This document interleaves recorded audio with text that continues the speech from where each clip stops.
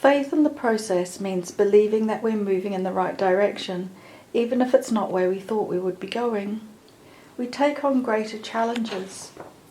We stand for principles we never had before. We tend to our responsibilities even when they seem too heavy to bear.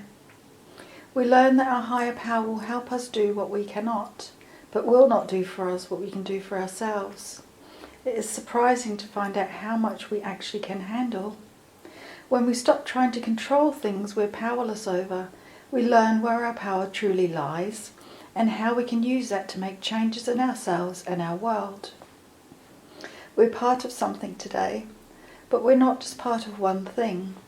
What we learn about unity in NA helps us figure out how to be members of our families, members of our communities, members of a team at work or at play. We learn that we're never alone.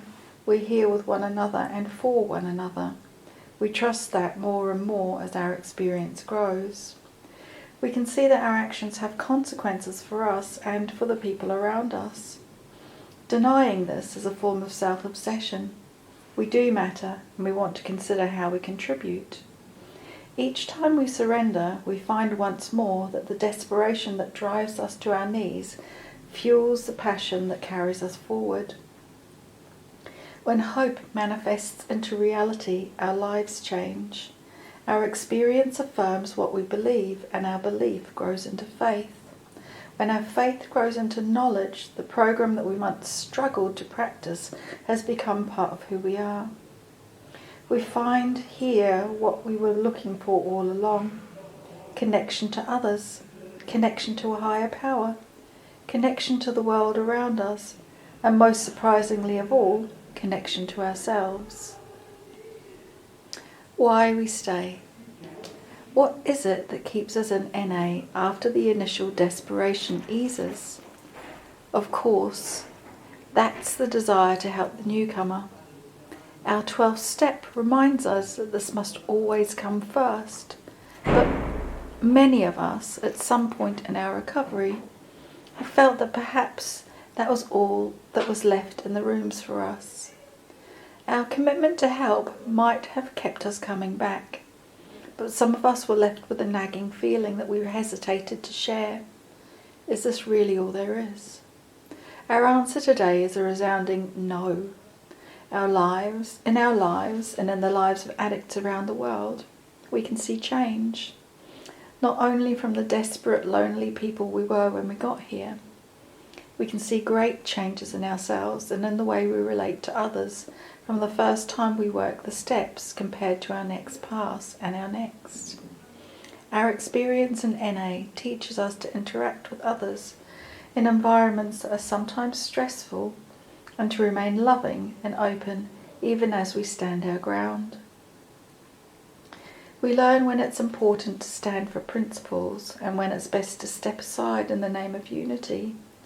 Knowing that a loving God is ultimately in charge, we plan for the future just for today and let the outcome, even when we really want it, and let go of the outcome, even when we really want it. Living, loving, surviving loss and celebrating success, we find that the tools of recovery that gave us our lives also help us to live with grace, integrity and joy. As we practice principles, our understanding grows and deepens. There's no limit to the process. There are no limits to where our recovery can take us. No limits to how much better we can get. We short-circuit our recovery when we keep a reservation in our second step by thinking there are some parts of who we are that cannot be restored.